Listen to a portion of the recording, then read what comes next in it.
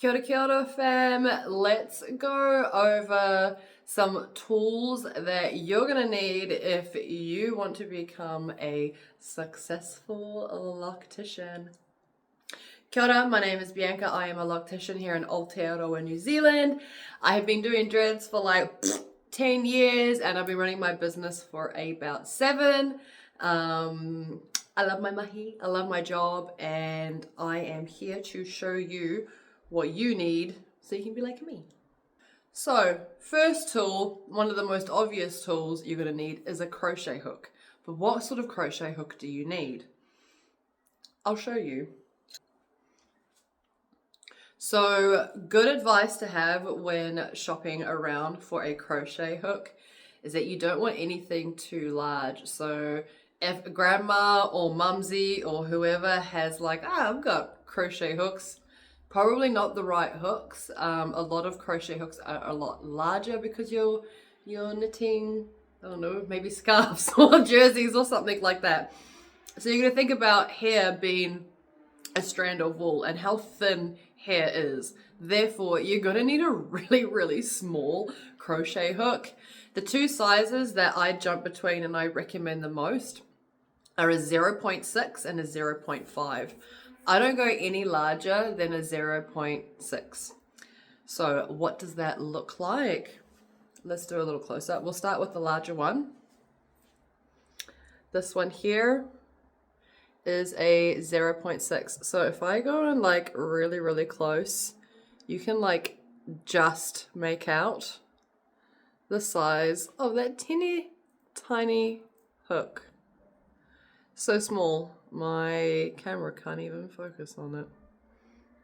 That's the largest that I would go. The next size down is a 0.5.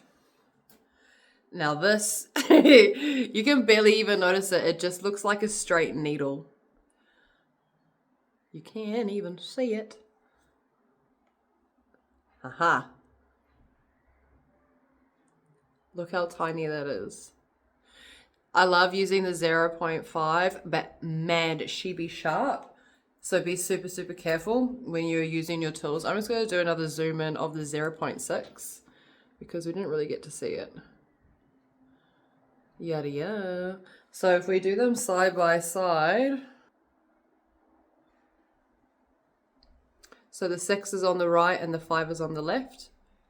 The pink is the 5 and the 6 is the yellow one. So you can see a size difference there. Now I'm going to show you a couple of hooks that I still have that are on the larger size. Yeah, they're on the larger size. I don't use these ones, never have, never will, but I have them for educational purposes. Okie smoky. I've got a 0.8 and a 0.9. So we'll go with the 8 first. See the size of that? It's quite large.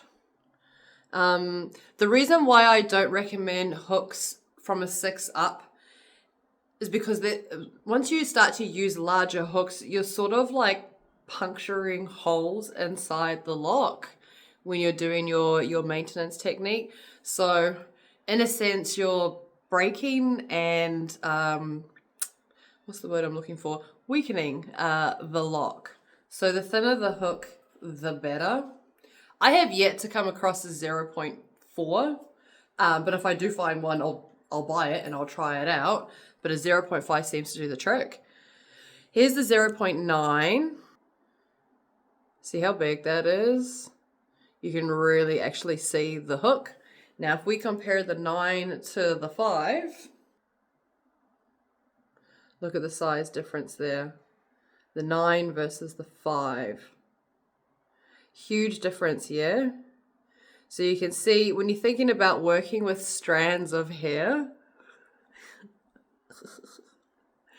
making locks or doing maintenance, that's just going to be too big, much too big. You want to be working with something smaller.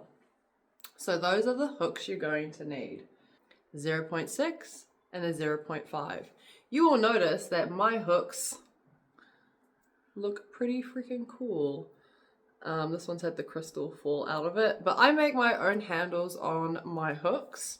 Here's another example of a hook that I've made. Slightly different handles. These ones are a bit more buttier, these ones are a bit more sleeker. The reason why I make these ones and I predominantly work with these ones is because where I have done the jewel sort of embellishment on them, I know what way the hook is facing. So no matter how I hold the hook in my hand, I always know if that is facing me, then I've got my hook the right way around. So these are still amazing and work well because it's nice to have a handle, but I would have to sort of check the hook and then begin to make sure that I've got it the right way around. So the reason why I recommend making handles for your hooks, which is super easy by the way, rather than using something like this, I just find that you will overgrip. You tend to grip quite a bit, and your muscles are more likely to cramp when you're trying to grip something so thin and so small. So the reason why I like the handles is that it fits better in the hand. You're not having to like really over grip. You can almost like mold your clay into the shape of your fingers like before you cook it. So no matter how you hold it, it's ergonomic. Fits well in your hand. I'm a Loctician, not a English teacher. So yeah, do handles for sure, so you're not overexerting your muscles and cramping. There are many ways that you can do your handles. This is Fimo clay that you just mold, and then it's cooked in the oven for about, I don't know, 15-20 minutes. I teach my students how to do this, and they all make their own. It's super fun, and it's a super creative thing to do as well. And if you are going to become a Loctician and run a business, this is a fun thing to do as well, especially on your quiet days. Maybe someone's cancelled or you don't have enough bookings for your week. Go get some clay and make yourself some hooks, not only for yourself, but this is also something that you could sell as well in your shop. Another hook that you can totally get and add to your little collection if you want to is a double hook. Now, I used to use this loads, like when I first started doing locks, predominantly with lock creation or root maintenance. I don't really find myself using it anymore. I don't know why. I sort of can get the results that I want with my single hook and the next hook that I'm going to show you, which has got 3 hooks on it. But this is it. This is it here, and we'll do a close up.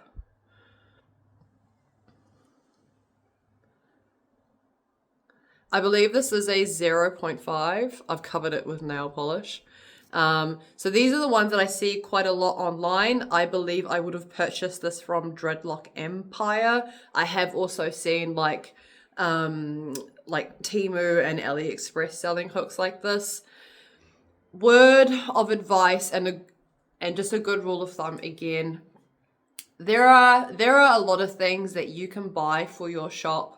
Accessories and things that you can like create with that you could probably get either from like a secondhand shop or an oppie, like an op shop. Yes, Temu and AliExpress is really good for some things, like getting your synthetic hair, maybe getting certain beads and charms and things like that.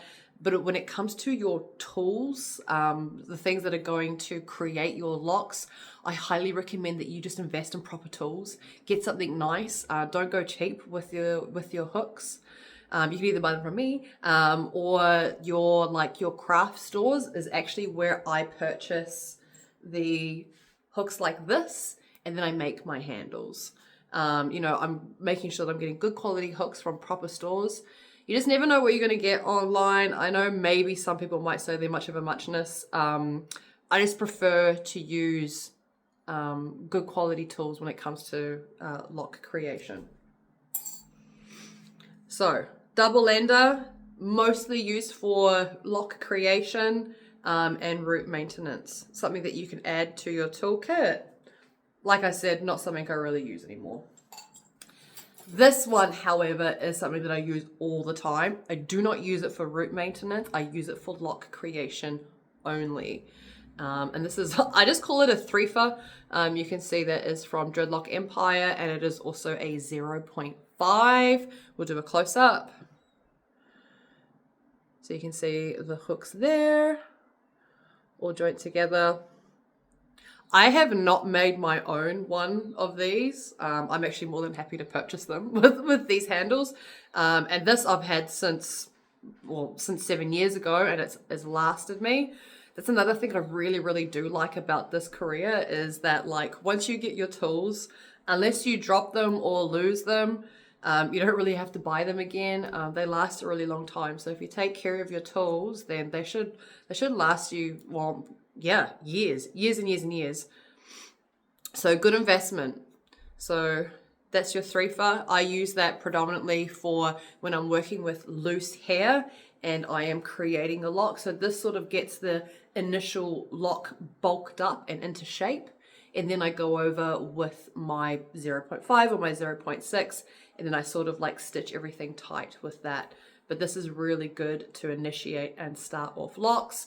I do also use this hook if there's any sort of like repair that needs to be done with the lock. Maybe sometimes like there's like a weak spot in between the lock, and I need to like sort of zhuzh that area before I go in and tighten it with my single hook. So this tool is really, really good for that also. So those are the hooks that I recommend you to get and keep in your little toolkit if you want to create some beautiful locks. As well as hooks, there are other tools that you're going to need, and a big one that's part of that is clips. And I use a variety of styles and lengths and shapes of clips. This guy here and this guy here. These are pretty much the only two that I like to use. Over the years, I have sort of like bought many. These are probably the things that you will go through a lot. Just because I'm constantly like sterilizing them and disinfecting them. And then, wear and tear sort of thing does happen. So I'll probably replace clips, a few times over the years of my career. But I like changing up the colors anyway. So right now I'm in the orange and gold buzz. Before that it was like purples and greens.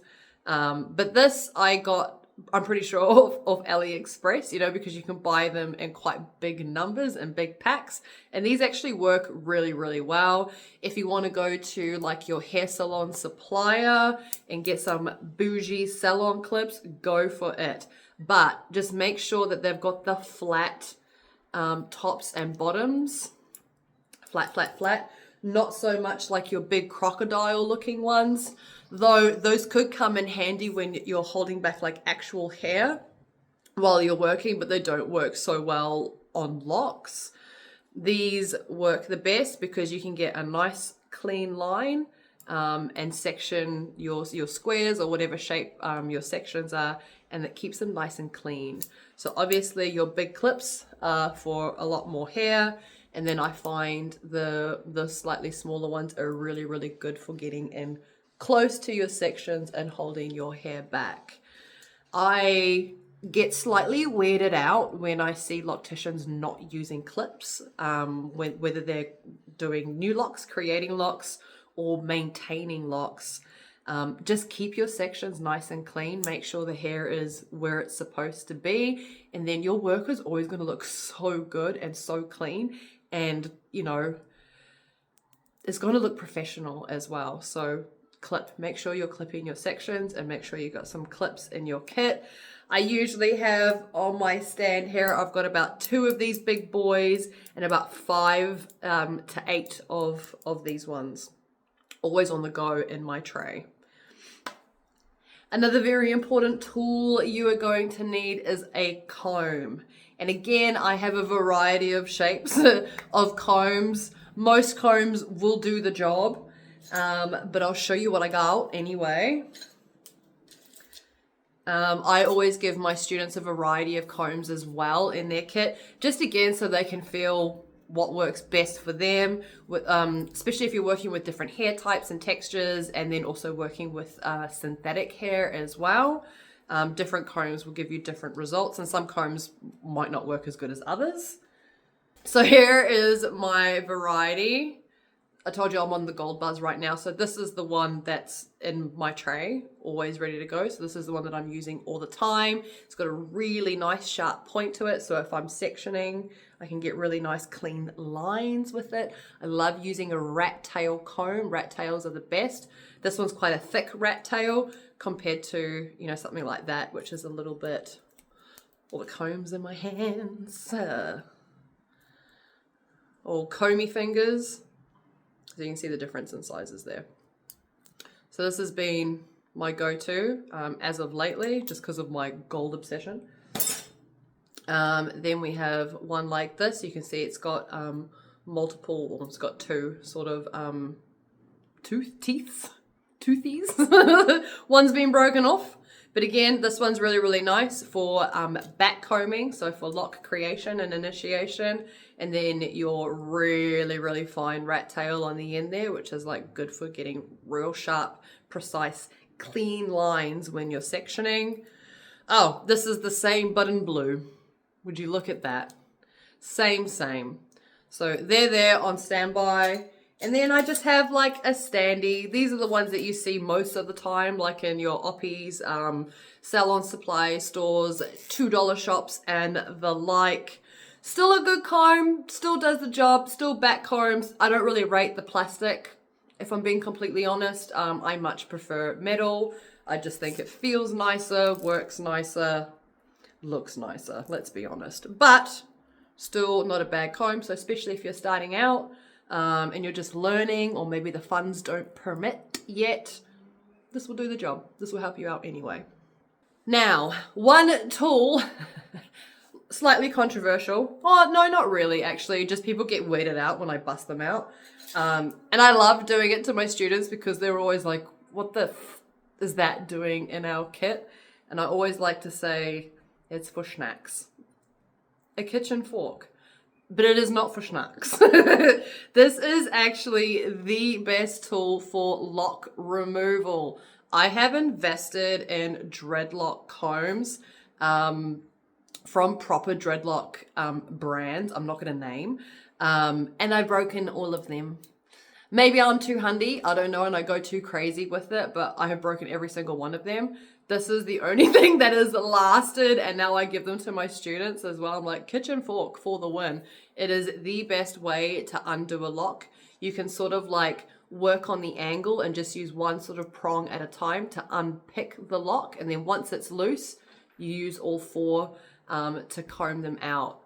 So a kitchen fork is actually really, really good. I cannot take credit for this idea. This was actually an idea given to me from a client many years ago. We were combing locks out, I believe, and it was like hurting my wrist. That's usually when I get a lot of wrist cramps.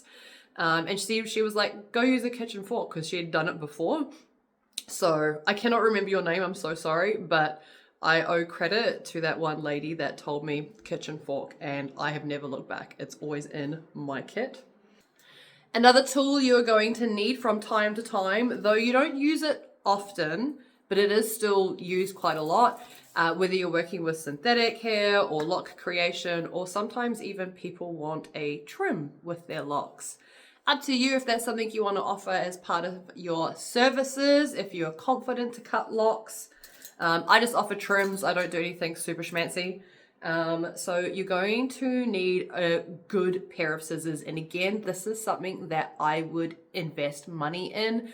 Don't get some budget scissors. Get some really, really good scissors that are going to cut the hair perfect. Nice. So again, I have multiple, but I have this cool pair that I got. I'm pretty sure I got that from AliExpress. It came with a comb and some hair thinning scissors as well, and I think I paid like maybe $30 or $40 for them, and I still have them. Again, most of the things that I have in my kit I've gotten like 8 years ago, so they last. You got to take care of your tools though, and then they will last. So I still have this pair of scissors.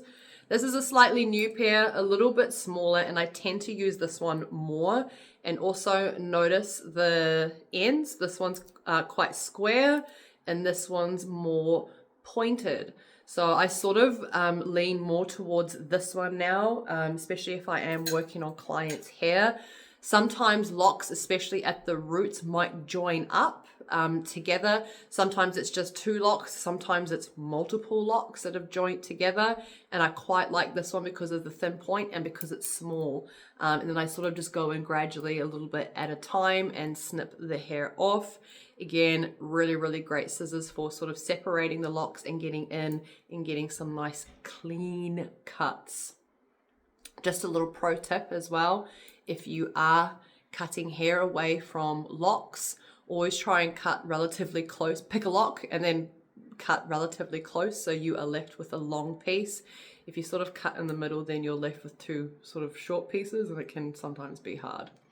If you want to go over more of technique and the like, I actually offer a online course. This is about 10 modules and I go over everything lock related: lock creation, maintenance, tools, techniques, self-care, history and culture of locks. So if you want to journey deeper on how to do that, I will pop my course link in the comments bio area below. Another thing that I have on standby as well, and I do use them quite a lot, are just hair ties. A variety of sizes again. This comes in handy when you maybe have someone like me who's got like half hair and then half locks, and then you're trying to do maintenance. You could use your clips for sure, but sometimes it's just easier to grab a hair tie and tie your client's hair back if they're okay with you doing that. Most of my clients actually BYO their hair ties anyway, and I just use theirs. But I have a nice big one. Also, if your client has lots of locks, like I'm talking 50 plus locks, your clips aren't gonna hold that up. So a nice big hair tie just to sort of put everything on the top of their head works well. Having said that, again, if the hair tie is just not keeping everything on top, sometimes it's actually best to actually flip all your clients' hair to the side and then work over that way. So starting from the side, from the ear almost, and then working to the other side, and you don't have to worry about gathering hair and keeping it up and out of the way.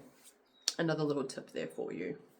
If you want to be a professional loctician and have, hygiene standards, which I highly recommend, you want to be sterilizing your tools in between every single client, yeah?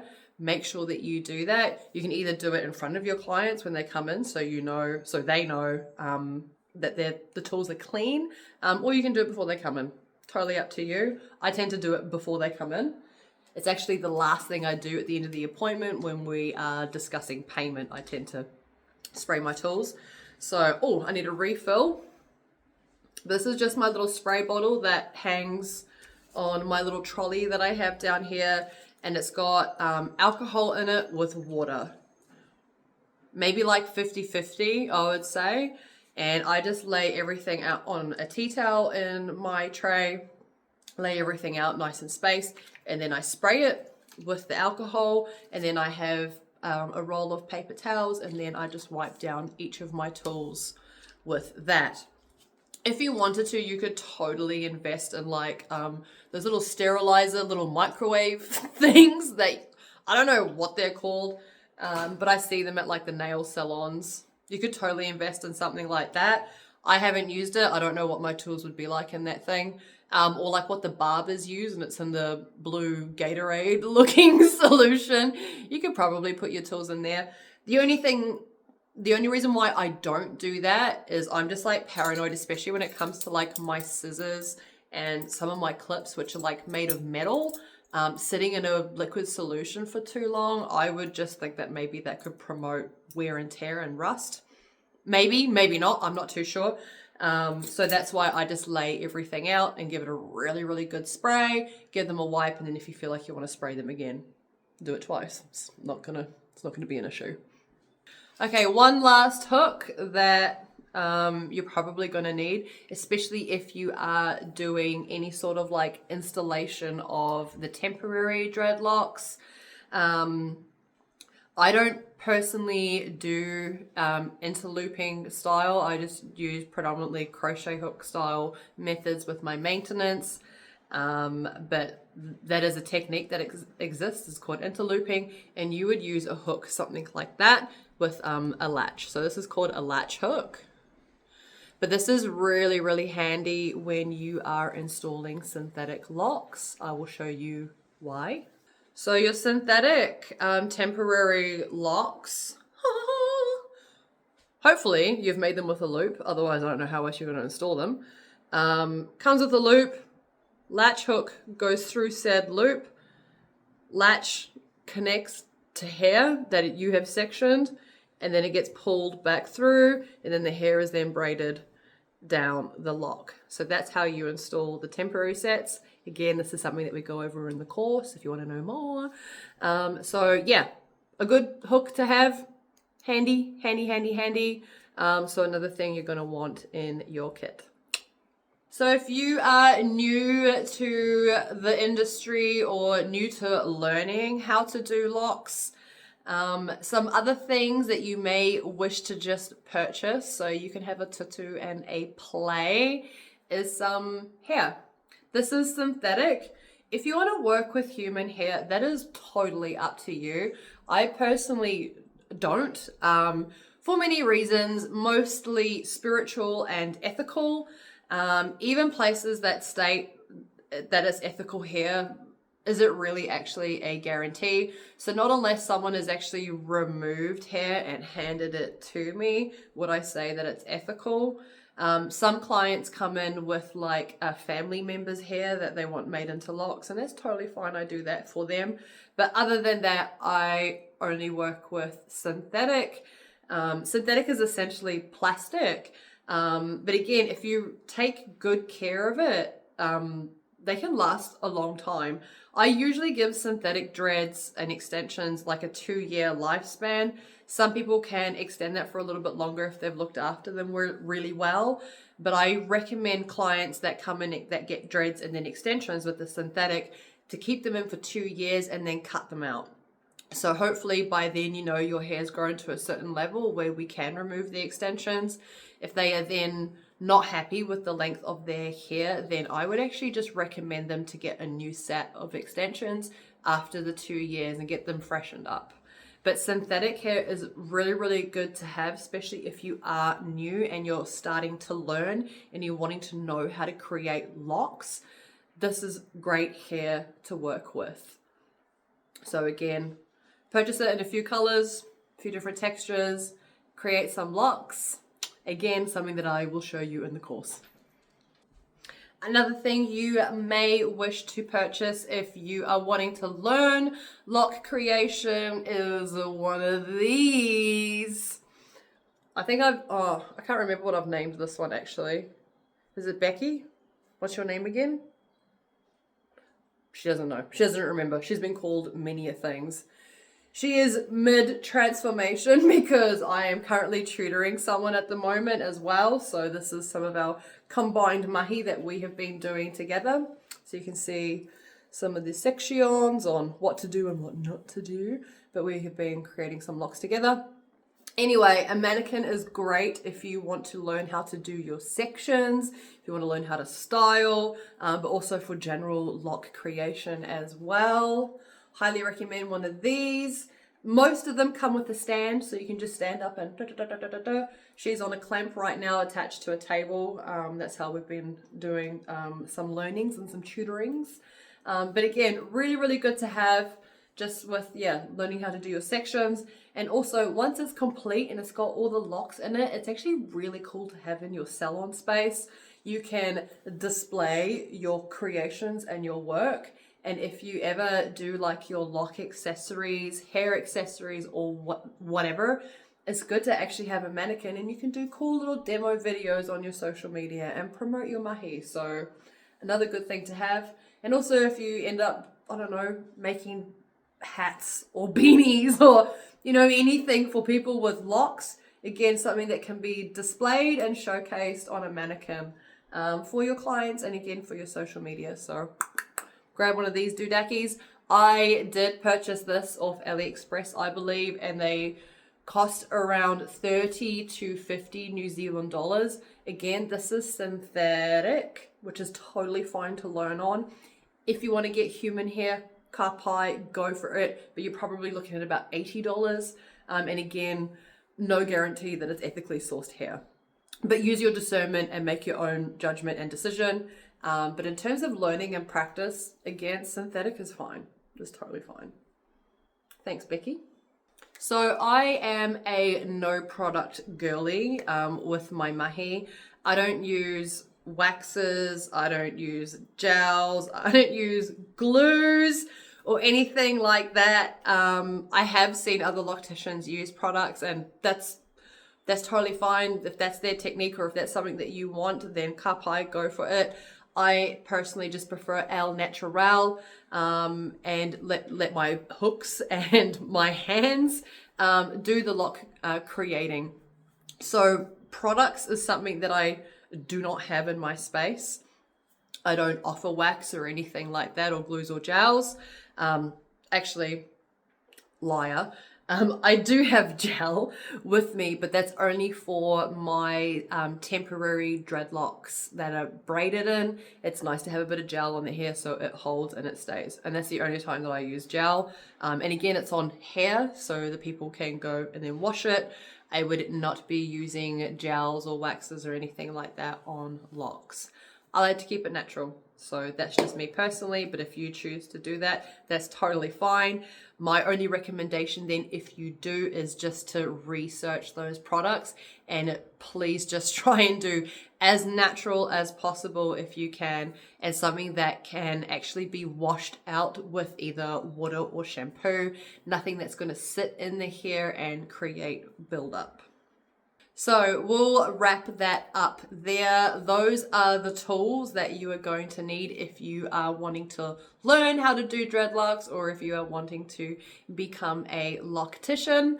Once again, my name is Bianca and I am a loctician here in Aotearoa, New Zealand. My brand is Dreadlock Soldier, and I have an online course available if you are interested in going deeper. Some of the things spoken about in this video, but we journey much, much deeper. 10 modules, all video-based lessons. Yeah, I will leave that below so you can check it out. But other than that, ka kite anō, and I will see you in the next video.